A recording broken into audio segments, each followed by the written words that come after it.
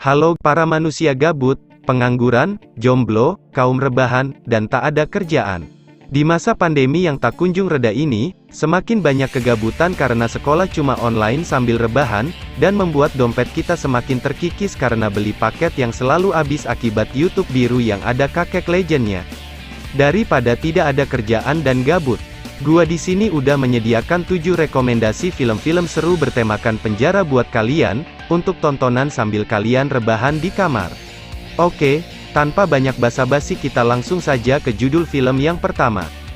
Felon tahun 2008. Wade Porter adalah seorang kepala rumah tangga dan warga negara yang baik. Namun hidupnya harus terpisah dari keluarganya saat ia tak sengaja membunuh seseorang yang merampok rumahnya. Pengadilan memutuskan Wade harus menjalani masa tahanan atas kesalahannya menghilangkan nyawa orang lain walaupun itu adalah tindakan membela diri dan keluarganya. Dalam penjara, Wade menyadari bahwa nilai-nilai yang selama ini ia pegang tak lagi berlaku. Keadaan semakin memburuk saat Wade harus berbagi sel dengan John Smith, seorang penjahat brutal yang menjalani masa hukuman akibat tindakannya membantai banyak orang. Dan seperti tak cukup juga penderitaan Wade, hidupnya masih harus dibuat menderita oleh Letnan Jackson sang sipir penjara. Terpaksa Wade harus bertahan hidup dengan segala macam cara dengan harapan agar bisa kembali bertemu keluarganya. Film laga besutan sutradara Rich Roman Wauh yang juga bertindak sebagai penulis naskah ini mengusung tema lama dengan setting penjara mirip film Lock Up yang dibintangi Sylvester Stallone. Papillon, tahun 2017. Film yang dibintangi Charlie Hunnam dan Rami Malek ini menceritakan tentang kisah nyata narapidana Prancis, Henry Charriere, dalam pelariannya dari Devil Island atau Pulau Setan. Cerita film Papillon bermula saat Henry Charriere, seorang pembobol brankas ulung, dijebak atas pembunuhan. Meski memiliki alibi dari kekasihnya, pria yang dijuluki Papillon atau kupu-kupu ini pada akhirnya dipenjara di Devil Island, sebuah pulau di wilayah Guyana, Prancis.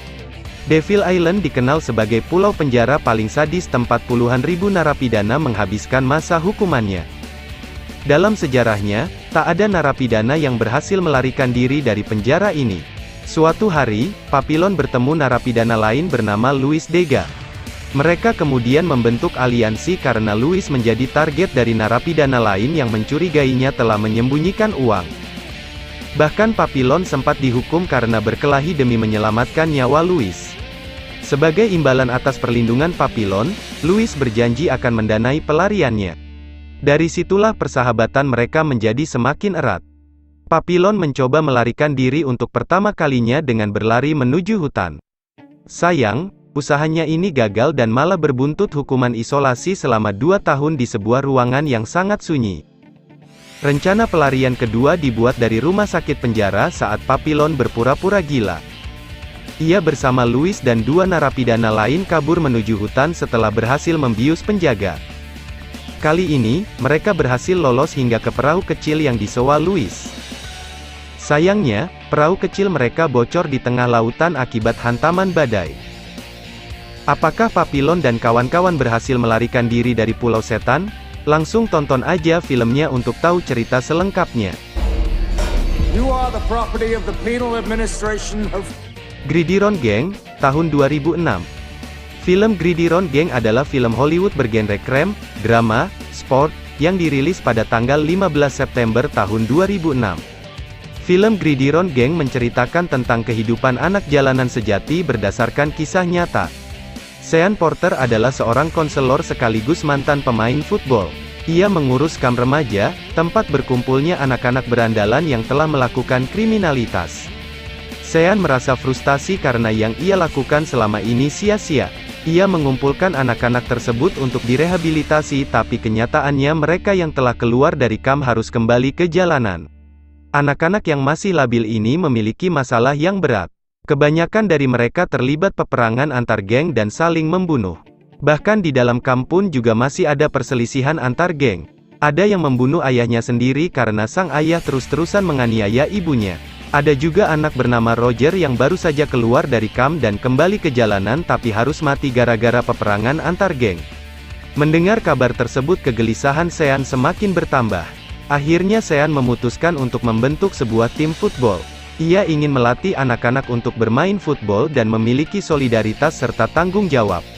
Sean ingin mengisi kekosongan hati yang ada dalam diri mereka, supaya mereka bisa menang untuk pertama kalinya dan bukan jadi pecundang. Mereka harus mengesampingkan perselisihan antar geng dan bersatu untuk menang. Sean inilah yang akan mengubah kehidupan para anak remaja ini. Avengement, tahun 2017. Menceritakan kisah Kain Burgess merupakan seorang tahanan di London yang mengetahui ibunya telah dirawat di rumah sakit. Di dalam perjalanan untuk menemui ibunya, Kain Burgess tahu ibunya meninggal. Kain Burgess memutuskan untuk memanfaatkan kesempatan tersebut untuk dapat melarikan diri. Pada saat Kain Burgess berhasil, dia menuju ke sebuah bar untuk mencari bekas anggota kelompoknya dulu yang dianggap telah mengkhianatinya. Sambil minum, Kain Burgess menghadapi beberapa wajah yang sangat dikenalnya. Kain Burgess diminta oleh saudaranya yang bernama Lincoln untuk dapat melakukan pekerjaan sehingga dia mampu membantunya untuk mendapat uang. Kain Burgess mendapatkan tugas untuk mencuri dompet dari seorang wanita yang mempunyai bukti-bukti kejahatan yang dilakukan Lincoln dan kelompoknya. Pada saat Kain Burgess mengambil dompet wanita itu, Kain Burgess mengetahui bahwa wanita tersebut mengejarnya dan tewas ditabrak mobil. Kejadian tersebut yang akhirnya membawa Kain Burgess masuk ke penjara London. Hari-hari awal yang sangat berat yang ia lalui di dalam penjara, para tahanan seperti berusaha mencari masalah dan membunuhnya. Hampir setiap hari dia harus bertarung dengan sesama napi untuk bertahan hidup. Hingga akhirnya dia mengerti jika yang mengirim para napi untuk membunuhnya adalah Lincoln yang tidak lain adalah bos mafia yang juga merupakan kakak kandungnya sendiri. Kenyataan tersebut membuat Kain Burgess menyimpan dendam yang sangat dalam kepada kakak dan kelompok mafia tersebut. Kebenciannya semakin menjadi ketika ia mendapat ibunya meninggal karena sakit kanker, bahkan ia tidak sempat menemani ibunya karena harus mendekam di dalam penjara. Get the Gringo, tahun 2012. Film ini dibuka dengan seorang driver yang melarikan diri dengan kaki tangannya yang terluka dan berpakaian seperti badut dari polisi Amerika menuju perbatasan Meksiko. Driver yang menabrak pagar perbatasan kemudian ditangkap oleh petugas polisi Meksiko yang korup, Vasquez dan Romero.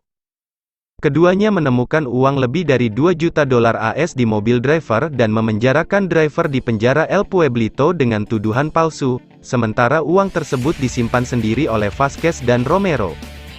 Sebagai satu-satunya orang Amerika yang dipenjara di sana, driver dikenal sebagai Gringo. Penjara itu banyak melakukan operasi-operasi kriminal. Gringo dengan cepat berhasil menyelesaikan hierarki kriminal penjara dan terlibat dalam pencurian kecil serta perampokan dari beberapa bisnis penjara yang kurang terkenal. Gringo pun bertekad untuk membasmi kejahatan-kejahatan kecil yang diketahuinya tersebut. Vendetta, tahun 2015. Adalah film bioskop terbaru bergenre aksi. Film ini disutradarai oleh Sylvia Soska dan Jen Soska, dibintangi oleh Paul Wright yang lebih akrab dengan nama Big Show. Selain itu juga ada beberapa bintang seperti Dean Cain, Michael Eklund, Benjamin Hollingsworth, Adrian Holmes. Seorang detektif bernama Mason, diperankan Dean Cain, yang terdorong untuk melampaui batas dirinya dan berjanji untuk melakukan pembalasan dendam terhadap kematian istrinya, yang dibunuh oleh gangster bernama Dominic, diperankan Big Show, seorang penjahat yang pernah Mason singkirkan. Mason lalu membuat dirinya tertangkap dan masuk ke penjara hanya untuk bertemu dengan penjahat tersebut. Ketika di dalam penjara, Mason justru menemukan sebuah organisasi kriminal dalam penjara yang malah akan menghabisi nyawanya. Bagaimanakah dia menghadapi masalah itu dan menyelesaikan tujuannya untuk balas dendam? Langsung saja kalian tonton cerita selengkapnya di dalam film. Shot Caller, tahun 2017. Salah satu film bergenre kriminal yang mengambil latar belakang kehidupan di dalam penjara yang juga sudah sering kita lihat di film-film yang bergenre sama.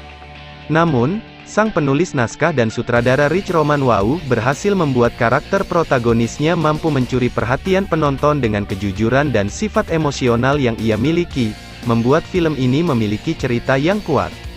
Film ini berkisah tentang Jacob yang awalnya hidup bahagia bersama istrinya.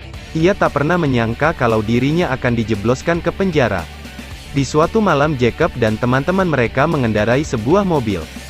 Jacob yang sedang menyetir nampak asik ngobrol sehingga ia tidak memperhatikan rambu lalu lintas. Akibatnya mobil itu mengalami kecelakaan. Teman Jacob ada yang meninggal, dan Jacob pun sangat menyesalinya. Kecelakaan ini tak disangka menjadi titik balik kehidupan Jacob. Ia dituntut dan harus mendekam di penjara selama 7 tahun. Akibatnya dia dijatuhi hukuman beberapa tahun lagi. Catherine istrinya mengajukan cerai ketika dia mengatakan pada Catherine melupakannya. Jacob Harlon dipindahkan ke penjara negara Corcoran ditempatkan di bawah keamanan maksimum karena membuat ulah. Kini ia harus beradaptasi dengan kehidupan penjara dan menjadi bagian dari sebuah geng. Saat bebas bersyarat, ia mulai beraksi mengatur peredaran narkoba di jalanan California Selatan. Jacob pun terpaksa harus menjalankan berbagai misi atau tugas yang diberikan oleh gengnya.